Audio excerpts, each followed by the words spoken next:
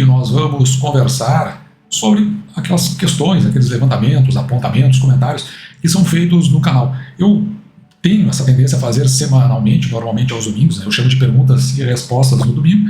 No entanto, claro, né, que eu tento consolidar o máximo de levantamentos que são feitos ali no canal com relevância para que a gente possa debater, e com isso, né, nós vamos trocando essa ideia, nós vamos aprendendo uns com os outros. Eu gosto muito de ouvir o que as pessoas têm para dizer, gosto também das críticas, até para que a gente possa melhorar.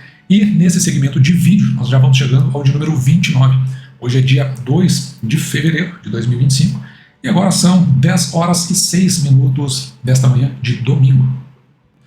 E sem mais delongas aqui, até porque a gente tenta evitar que o vídeo fique muito longo, o Carlos Henrique Muniz Caldas, ele traz para nós aqui o seguinte: qual a sua opinião sobre as operações de lançamento coberto de opções? Será que as mesmas podem ser coadjuvantes à estratégia do canal?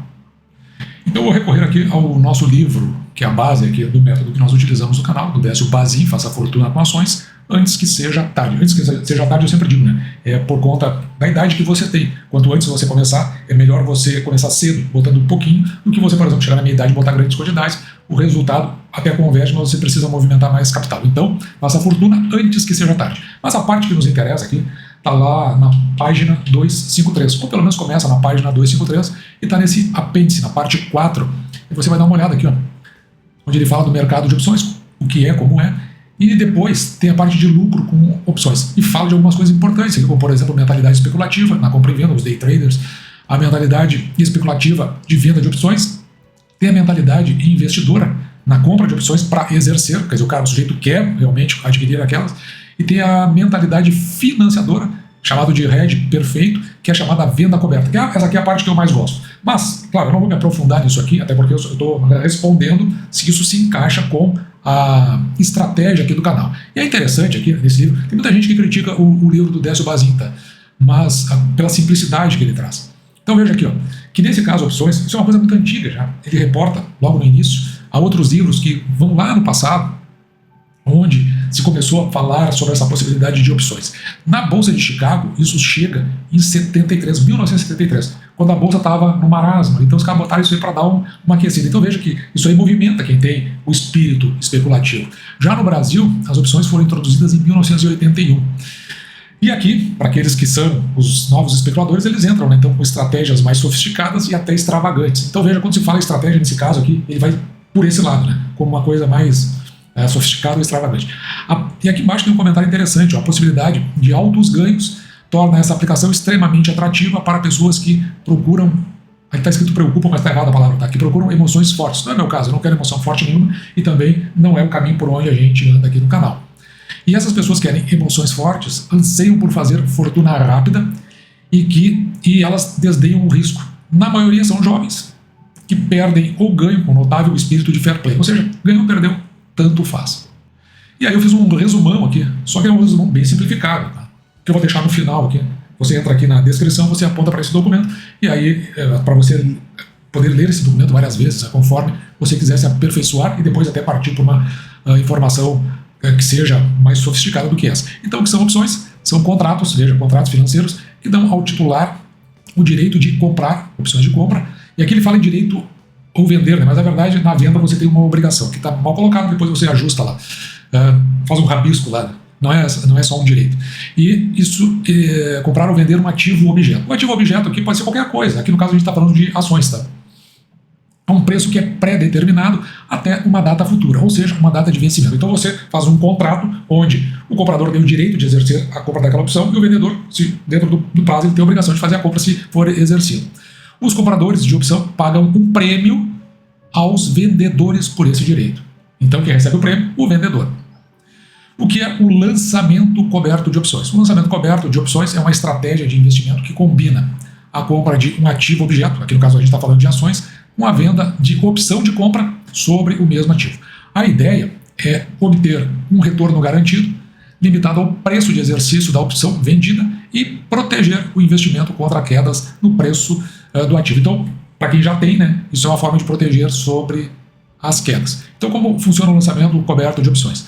Para fazer um lançamento coberto de opções, você precisa comprar um ativo objeto. Nesse caso aqui a gente está falando em comprar ações. Vamos supor que você compre aqui 100 ações dessa empresa aqui, o XYZ. Então, você coloca 100 opções para venda desta mesma empresa, com o preço de exercício, supondo aqui, de R$100. Você estará fazendo um lançamento coberto de opções. Por que ele é coberto? Porque, se for exercido, você tem as ações.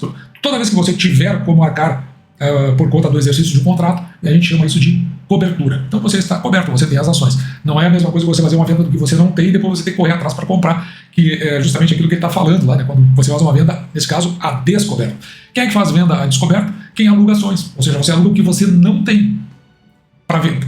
E aí você vende e depois você vai ter que repor. Se a ação cair, você ganha aquela diferença ali. Se não, bom, você vai sofrer um prejuízo.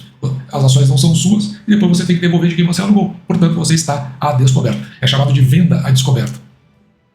Se o preço da ação subir acima de R$100 antes da data do vencimento das opções, o comprador das opções poderá exercer o direito de compra. Então, por que ele faria isso, né? Ele compra as ações por 100 e vai vender pelo preço que está maior, vamos supor que tivesse a 120, e ele ganha dentro dessa variação. Você será obrigado a vender, então é uma obrigação de venda das suas ações a esse preço, mas você terá lucrado com a diferença entre o preço que você comprou lá atrás e o preço que você fez a venda, porque, claro, você vai vender por um preço maior do que você comprou. Se o preço da ação não subir acima dos R$100 antes da data, vamos supor que ele fique ali a R$90, tá? O comprador das opções não vai exercer o direito, ele tem o direito só, né? Ele não vai exercer o direito de compra. E assim você vai ficar com as ações e mais o prêmio que ele vai pagar por você ter submetido as suas ações nesse contrato. Então é uma forma de proteção. A ação caiu e mesmo assim você ganhou um prêmio. Você possui as ações e tem um prêmio por não ter sido exercido o contrato. Tomara que eu tenha conseguido explicar. Mas aqui na descrição você tem aquele documento ali e a partir daí você também pode ir avançando para melhorar o seu entendimento sobre a questão das opções. E aí ele pergunta o seguinte, que é o que interessa aqui realmente, né? Se as mesmas podem ser coadjuvantes na estratégia aqui do canal. Não, não pode. Porque é o seguinte, com a estratégia do canal, estou dizendo. Eu nunca tenho alguma coisa contrária a isso, né? Porque o que acontece? A ideia do canal é que você continue com os ativos. Você entendeu a empresa, você compreendeu a empresa, você é parte agora da empresa, você é um dos pequenos donos, né? Um doninho da empresa, e ela está lhe pagando dividendos por isso. Se a ação subiu, se a ação desceu, você vai comprar mais. Se ela subiu, vai ter uma valorização. De qualquer forma, ela vai continuar dentro da métrica, conforme os indicadores fundamentalistas, vai continuar pagando dentro de uma certa margem aceitável dos dividendos que a gente coloca aqui no canal, né, no mínimo 6%.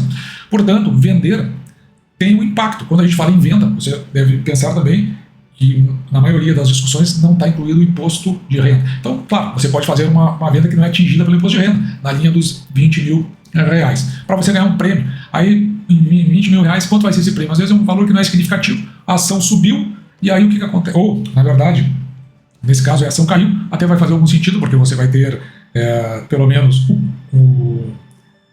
você vai ter um prêmio para poder comprar um pouquinho mais de ação. Então, é como se fosse um dividendo artificial, né?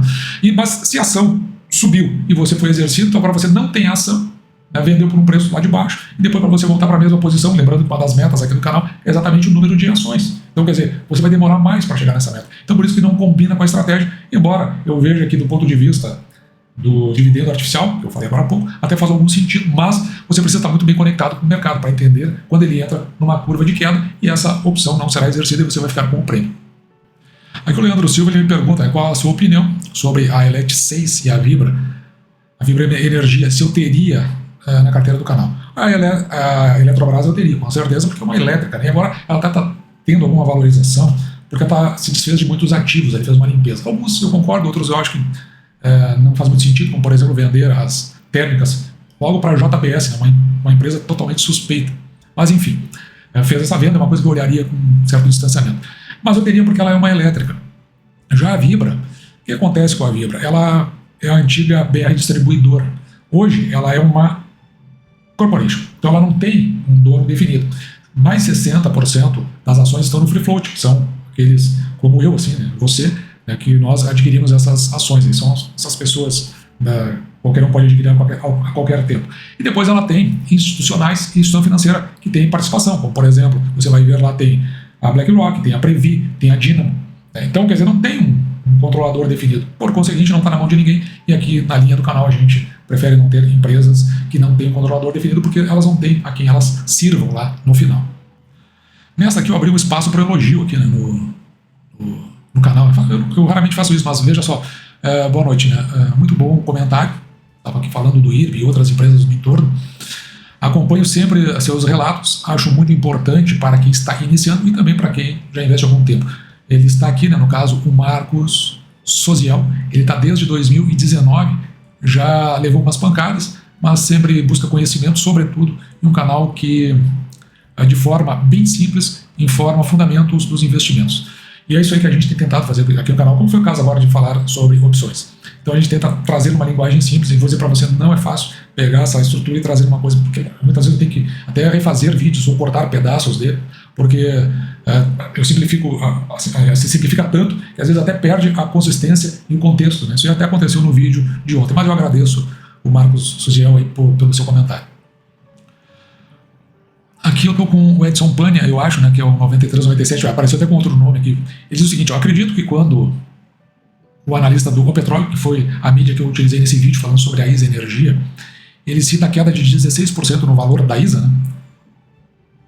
Pela venda da Eletrobras. Ele está falando sobre a euforia de alguns que, ao ser divulgado a intenção de venda pela Eletrobras, saíram vendendo, acreditando ser algum problema na ISA e não consideraram ser apenas uma intenção de capitalização pela Eletrobras. Tanto que aqui foi a pré-venda, né? Eu acho que isso aí influencia, tá? A questão da Eletrobras estar vendendo sua participação na ISA influencia porque derrama um pouco mais de ações aí no mercado e, claro, que consequentemente isso aí dá uma pressionadinha ali para baixo e tal. Mas eu acho que isso aí está dentro da linha marginal. Se nós considerarmos o segundo semestre de 2024, veja só o que aconteceu.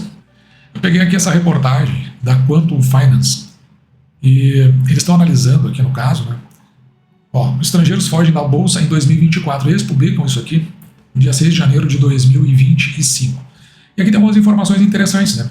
Que é como se comportou o estrangeiro na nossa Bolsa desde o início dessa série. E veja que essa série ela inicia em 2016 com dados que são fornecidos pela B3. Aqui, claro, né, a gente precisa sempre olhar com um olhar crítico, mas eles estão falando aqui o seguinte: em 2024 foi em reais, aqui, em milhões, isso aqui está em milhões de reais, então como se tivesse saído da Bolsa em 2024, 24 bilhões de reais. E que eles estão dizendo que isso aí é a maior queda desde que começou a contar isso. Esses dados começaram a ser fornecidos pela B3, aqui em 2016. Então, só que aqui, claro, né, você tem reais, o real se desvalorizou muito também, de lá para cá, e consequentemente, né, a gente vai ver que quando saem os recursos e eles têm dólar comprando aqui em real, quando tiram, é como se eles enxergassem dólares, embora que daqui saia em real. Por conseguinte, o que a gente vai ver, claro, um aumento nesse valor, né? Então, em real, pelo menos, é assim. Em dólar, eu não tenho informação, não sei como é que seria. Mas eu acho que o que é relevante aqui, a gente entender, veja que no tempo do presidente Bolsonaro, o que aconteceu com o fluxo de capital estrangeiro na nossa Bolsa? Ele sai aqui de 2019 até 2022, olha como é o crescimento. E com o atual governo, que depois eu vou linkar com a última questão, veja o quanto caiu aqui, o quanto gerou desconfiança no mercado. E é interessante, a gente às vezes não leva em consideração, né, a participação do estrangeiro, mas aqui tem uma tabela mostrando como isso aí vem acontecendo, né, desde 2019 até 2024, onde ele junta aqui pessoa física, os institucionais, o estrangeiro e instituições financeiras. Os maiores participantes da nossa bolsa são, você pode ver aqui, o estrangeiro com 55,8%, o institucional com 26,4% e depois nós, pessoas físicas, pequenininho aqui com 13,3%. Eu montei esse gráfico aqui. Então observe aqui que o estrangeiro ele tem toda essa participação, porque vai ficar mais claro para nós. O institucional, que a gente viu ali a Previ, né? Eu falei agora há pouco da Previ lá na Vibra.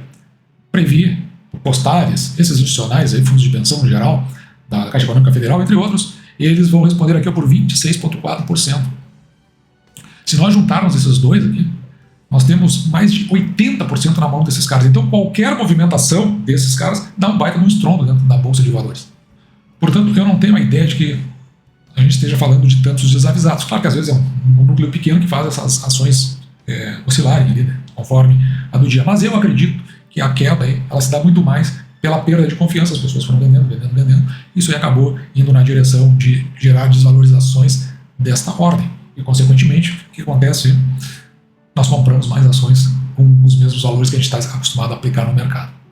E aqui uma questão que eu achei bastante interessante, o JPPG 2030, ele coloca assim, há 2 anos, né, que acompanha o canal, e é a primeira vez que ouço o comandante, é porque eu fui militar, eu fui coronel, e é a primeira vez que eu ouço o comandante citando nominalmente o responsável pelo maior esquema de corrupção da história da humanidade. E é verdade isso aqui, né? e ele cita aqui o Petrolão, isso porque aqui, sem querer, acabei citando o nome, mas tudo bem. Tratá-lo como Voldemort não anulará o fato de ter sido eleito democraticamente. Temos que aprender a votar e não fechar os olhos. Porque eu boto o Tarja lá, né? Mas não é para fechar os olhos para ele, né? Eu boto o Tarja porque eu realmente tenho um desprezo por esse indivíduo aí. É uma questão minha, eu desprezo ele, ninguém precisa me acompanhar nessa ideia. Mas a única coisa que eu levanto aqui é a ideia de ter sido eleito democraticamente. Esse não é um canal de política, eu só uso a política como um acessório para tomar as decisões dentro do mercado. Mas eu não fecho os olhos para aquilo que está acontecendo, pelos fatos. Então, se você pegar aqui no antagonista, nessa reportagem que eles publicaram, eles tiram aqui da Financial Times a influência dos Estados Unidos nas eleições brasileiras de 2022. Então, além de essa informação ter sido publicada na Financial Times, ela também saiu no The Washington Post. Então, houve interferência internacional segundo essas reportagens. Veja essa reportagem aqui, ó, da Veja. Ela é uma reportagem do dia 18 de fevereiro de 2022. O ministro Barroso participa de evento nos Estados Unidos sobre como se livrar de um presidente. Na época, ele era ministro do STF e presidente do Tribunal Superior Eleitoral. E o nome desse seminário, que aconteceu no Texas, era exatamente esse, como se livrar de um presidente. E depois, ele veio a público, ao lado de outro ministro aqui, o Flávio Dino, na convenção da UNE, junto com Orlando Silva, do Partido Comunista do Brasil, que é irrelevante até essa questão de ser comunista ou não, mas é onde ele pronuncia essa frase aqui, ó, nós derrotamos o bolsonarismo. Ou seja, ele ainda se vangloria das interferências que foram feitas. E agora, juntando tudo isso, né? Então a gente vê que, justamente à medida que essas coisas vão sendo descortinadas, tem um descrédito dentro da estrutura econômica, justamente porque se acaba tendo alguém cuja legitimidade é questionada à frente do executivo, e as medidas que são tomadas parece que elas não estão combinando ou não estão em sintonia com o mercado como um todo, gera uma descredibilidade e assim vai repercutindo dentro do nosso mercado. Consequentemente, caem os preços das ações, o mercado fica insatisfeito no geral. Se você for ver nos últimos, vamos pegar aí, vamos botar mais, 10 dias, se você entrasse no X, né, o antigo Twitter, você vai ver que as notícias de política saíram do ar, começaram a entrar a partir de ontem, porque teve eleição da Câmara e do Senado, com o Mota e o Alcolumbre. E quem está nas primeiras vice-presidências das duas casas é o Partido Liberal, o PL, do presidente Bolsonaro. Então, e já está à frente de várias comissões. Consequentemente, muitas coisas irão passar ou não passar no Congresso como um todo, conforme quem está compondo essa maioria. Então veja, cada vez mais o governo vai perdendo sua credibilidade, fora os absurdos que estão sendo ditos pelo próprio governo. E ainda tem um detalhe, dia 16 agora, tem, acho que a primeira manifestação, algo que eu sempre manifestei contrário aqui no canal, pelo impeachment. Eu sou contrário ao impeachment, para mim não é o caminho, mas tem uma manifestação. E essas manifestações são orgânicas? Eu tenho acompanhado muito essa parte. Veja que lá em 64, que acabou no golpe de 64, Marcha da Família, os caras botam, né, citando o nome de Deus em vão, um Deus pela liberdade. Isso aqui não foi orgânico, isso aqui tem históricos já contados de que houve financiadores. Da mesma forma que lá atrás, quando houve a Marcha pelas Diretas, também teve financiadores. Depois nós vimos os Carapintadas, com financiadores. Depois nós vimos o Fora Collor, com financiadores. E a gente estende um pouco mais no tempo, nós vamos ver que todo o movimento pró-impeachment da presidente Dilma Rousseff também com financiadores. Onde eu não vi financiadores foram nos dias 7 de setembro do presidente Bolsonaro. Financiadores que eu estou dizendo recursos, principalmente de cunho internacional, com as ONGs que estão ali no entorno. Eu não vi isso aí. E também, ano passado, quando a gente viu aquelas movimentações na Paulista. Esse do dia 16 é o financiador. Então, nesse momento, eu estou fora. Portanto, eu não tenho essa mesma percepção aqui, ó, de democracia, país que não é muito afeito à democracia. Tem do lado aí, de golpe em golpe, fazendo, a gente viu agora o que aconteceu em 2022, tem provas mais do que evidentes sobre isso, e evidentemente que o mercado pode se assanhar no primeiro momento, à medida que tudo se discutir, ele é o que a gente está vendo acontecer. Não sei até se, embora esteja tendo uma correção agora, não sei se ele não tem um caminho que se aprofunde ainda mais nos próximos tempos. De qualquer forma, qual é a decisão aqui do canal? Que lá no final das contas é o que interessa. A gente olha para esse cenário como um todo para melhorar as nossas decisões. Voltamos, mas com essa correção que teve, a fazer só as compras regulares do mês e vamos colocando o restante dentro da renda fixa, gerando a nossa nossa reserva de oportunidade. E ela está bem grande ainda, não. Mesmo nesses últimos tempos, embora você tenha avançado, eu separo em duas partes. Né? Eu tenho uma reserva de oportunidade que está lá direto na renda fixa e fico um pouquinho ali na própria conta, não é remunerado, onde eu vou fazendo, baixando aos pouquinhos a renda fixa e vou comprando só para eu ter o dinheiro à vista, já que mesmo que seja com liquidez diária, é sempre ter mais um, então eventualmente posso perder as oportunidades. Então fica ali na feição para que eu possa executar rapidamente, então logo isso baixa eu vou descarregando mais, ou simplesmente não vou aplicando os dividendos, vou deixando os dividendos prontos para serem aplicados em novas compras. E o que aconteceu nesses últimos tempos foi que esta primeira reserva, né, o primeiro estágio da reserva se esvaziou, mas eu ainda tenho a reserva maior, e agora, do jeito que as coisas estão estruturadas, geralmente tem certeza, pelo menos na minha visão, o mercado corrigindo, o que eu entendi como melhor? Bom, compras regulares do mês, e o restante vai sendo colocado na renda fixa, na reserva de oportunidade. É pelo menos como eu estou enxergando. Acredito que com isso tenha respondido praticamente todas as questões, pelo menos do meu ponto de vista. Se restou alguma dúvida, algo que eu deixei em aberto, você coloca aqui nos comentários, e também outras questões que surgiram, coloque aqui, porque na medida do possível, aos domingos, eu venho com novas séries de responder, né, ou pelo menos dessa série de vídeos chamada Perguntas e Respostas. E dito isso, eu vou ficando por aqui, espero que você tenha gostado, me despeço de você, desejando que você fique com Deus, e deixando como sempre o meu grande abraço.